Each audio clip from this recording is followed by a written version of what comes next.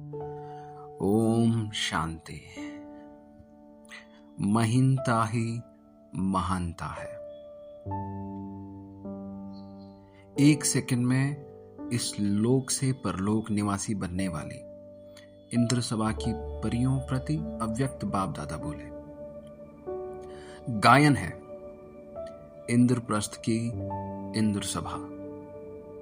इंद्र यानी सदा ज्ञान की बरसात बरसाने वाले, कांटों के जंगल में हरियाली लाने वाले। ऐसी इंद्र सभा जिसका गायन है परियों की सभा, यानी सदा उड़ने वाले।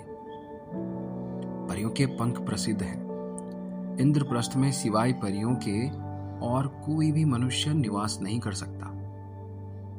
मनुष्य यानी जो अपने को आत्मा न समझ मानव यानी देह समझते हैं, बॉडी समझते हैं, ऐसे देह अभिमानी इंद्रप्रस्थ में निवास नहीं कर सकते।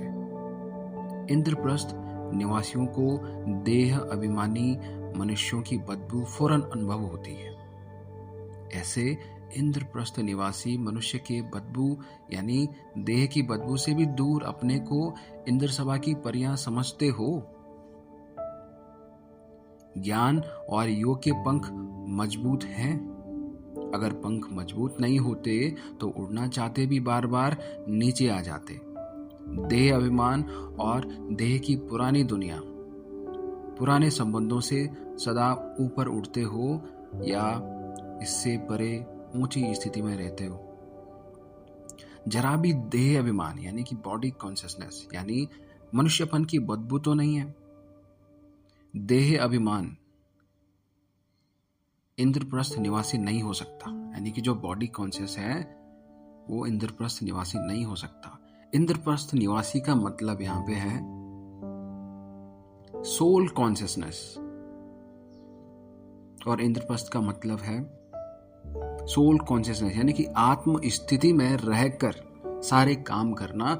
वह स्थिति, उस सिचुएशन में रहना, उस स्थिति में रहना, उस स्टेज में रहना ही इंद्रप्रस्थ है। और जो इसमें नहीं रह सकता वो इंद्रप्रस्थ का निवासी नहीं हो सकता। ऐसा अनुभव होता है कि देह अभिमान बहुत गंदी बदबू है।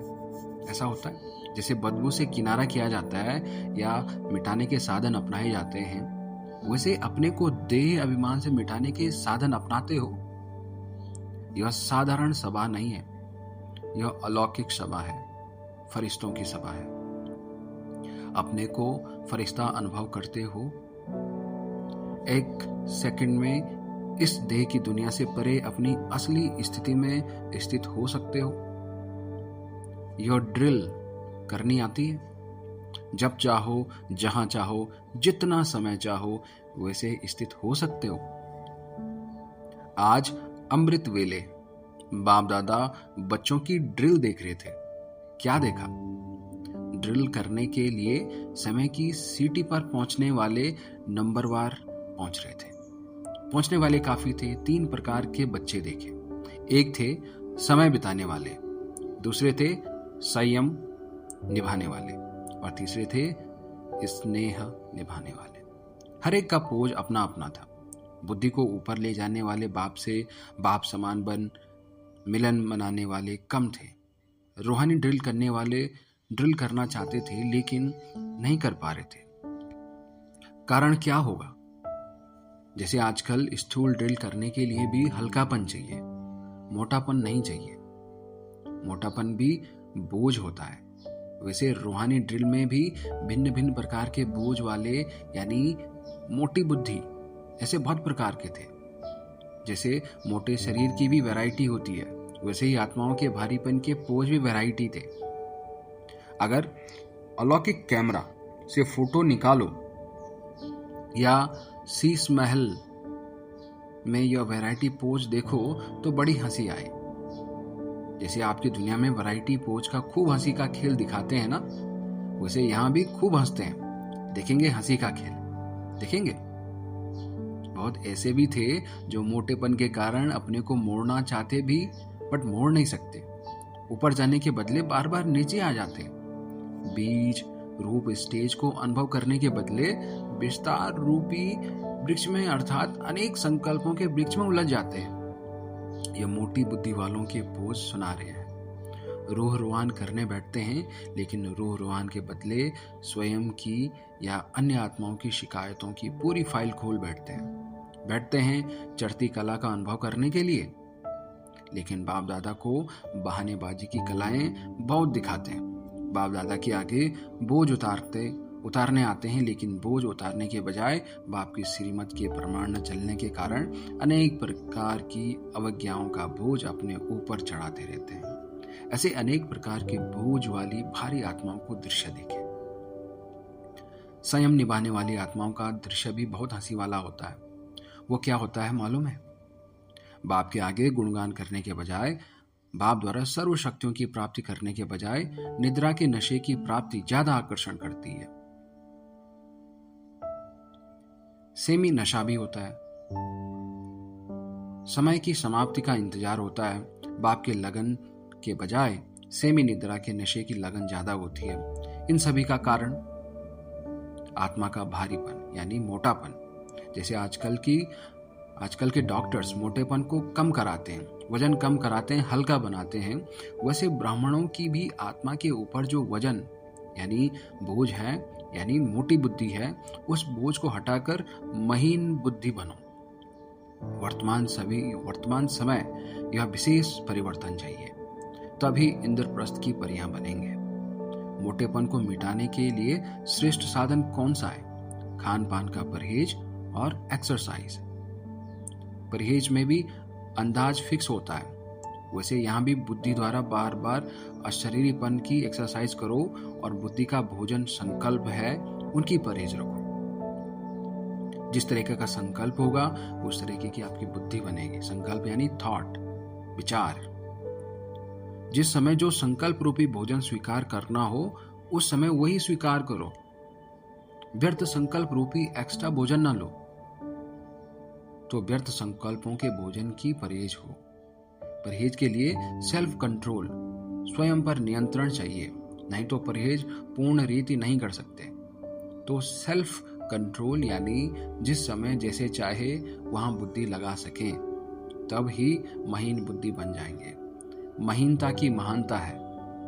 जैसे शरीर की रीति से हल्कापन पर्सनैलिटी है, वैसे बुद्धि की महीनता व आत्माओं का हल्कापन ब्राह्मण जीवन की पर्सनैलिटी है। ब्राह्मण जीवन यानी कि जो आत्मिक गुणों को जाने, उनको पहचाने और उन गुणों के आधार पर अपना जीवन व्यतीत करे, वो है ब्राह्मण जीवन। तो अब क्या करना है? अनेक प्रकार के मोटेपन को मिटाओ। मोटेपन का विस्तार फिर सुनाएंगे कि किस प्रकार का मोटापन है। बोझ के अनेक प्रकार हैं, उनका विस्तार फिर सुनाएंगे। तो आज के ड्रिल का समाचार क्या हुआ? बोझ का मोटापन। इसको मिटाने का ही लक्ष्य रख स्वयं को फरिश्ता यानी हल्का बनाओ। अच्छा, ऐसे इंद्रप्रस्थ की परियां सेकंड में इस लोक से पार परलोक निवासी बनने वाली, सदा बाप समान बन बाप से मिलन मनाने वाली महीन बुद्धि अर्थात महान आत्माओं को बाप दादा का याद प्यार और नमस्ते।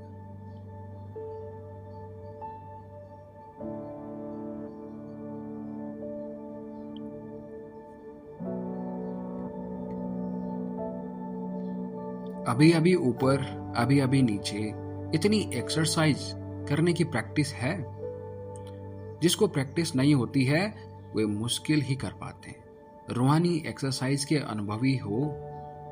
अभी अभी डायरेक्शन मिले, 1 सेकंड में बीज रूपी स्थिति में स्थित हो जाओ। जैसे डायरेक्शन देते हैं तो सेकंड में करते हैं ना, ऐसे ही डायरेक्शन मिले कि ऊंची से ऊंची स्थिति में स्थित हो जाओ तो हो सकते हो या टाइम लगेगा।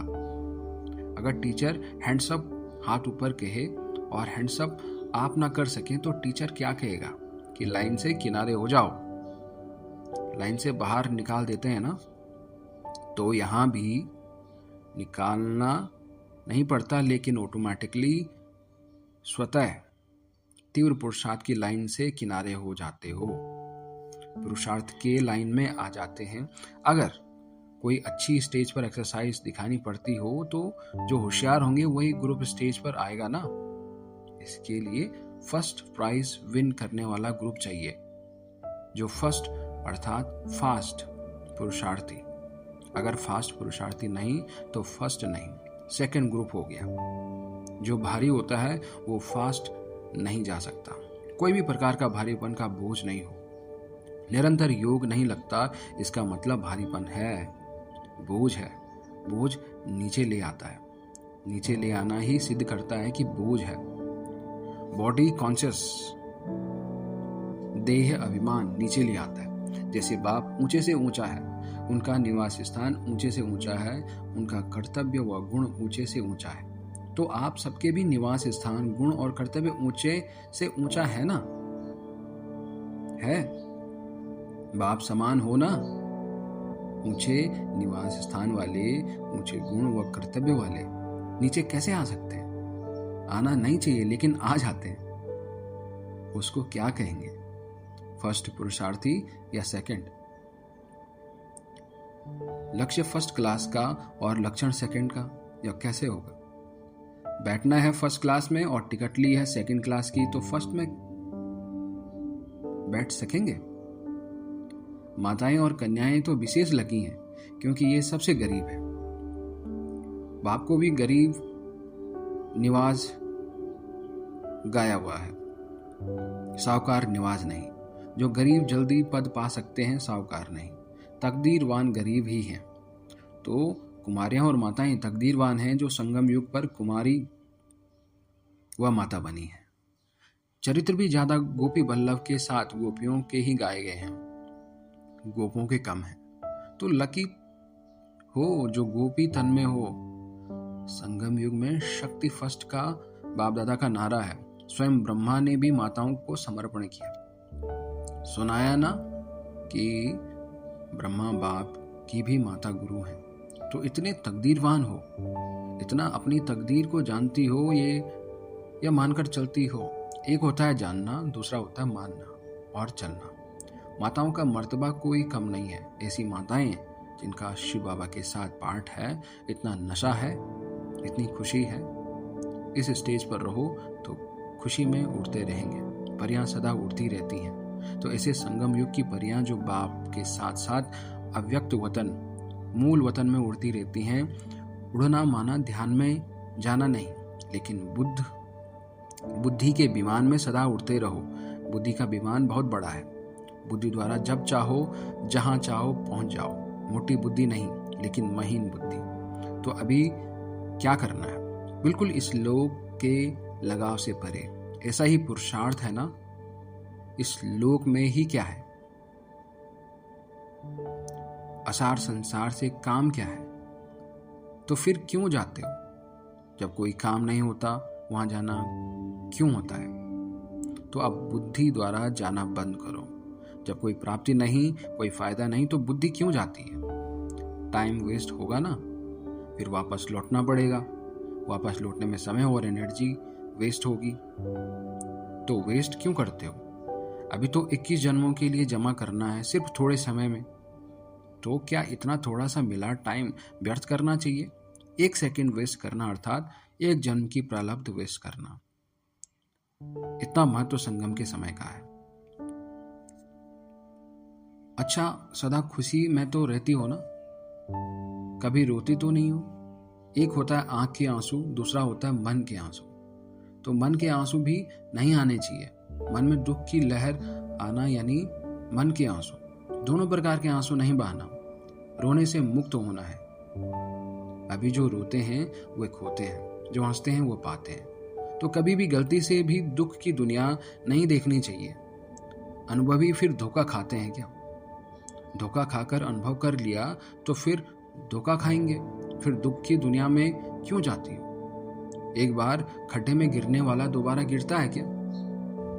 यह खड्डा तो एकदम रॉक नर्क है। इसमें गिरने का संकल्प तो स्वप्न में भी नहीं आना चाहिए। तो माताएं पद्मा पदम भाग्यशाली हैं। बाप तो उसी श्रेष्ठ नजर से देखते हैं। सौभाग्यशाली नहीं, लेकिन पद्मा पदम भाग्यशाली। सौभाग्यशाली बनना तो साधारण बात है, लेकिन पद्मा पदम भाग्यशाली बनना है। सदा खुश रहो, बाप के खजाने को सुमिरन करते रहो, सदा हर्षित रहो। इतना खजाने सारे कल्प में किसी जन्म में भी नहीं मिलेगा, तो कितनी खुशी में उड़ना चाहिए। परियां नीचे नहीं आती, ऊपर उठती हैं। सदा एक ही लगन में रहने वाली होना, सिवाय एक बाप के और कोई लगन नहीं। एक बाप दूसरा ना कोई। गलती से भी दूसरी जगह बुद्धि नहीं जानी चाहिए। सब संग तोड़ एक संग जोड़, यही बाप का डायरेक्शन है। सदा मन से ही आलाप निकलता रहे, एक बाप दूसरा ना कोई। इसी को अजपा जाप कहते हैं, एक दूसरे से आगे जाना। जिसको देखा वही नंबर 1 नजर आए। बाप की सदैव बच्चों प्रति यही आशा रहती है, सब नंबर 1 हो। नंबर 1 यानी सदैव विजयी। विजयी रत्न हार खिलाने वाले होते हैं, हार खाने वाले नहीं। शक्ति अर्थात विक्रमाजीत। अच्छा, थैंक यू सो मच।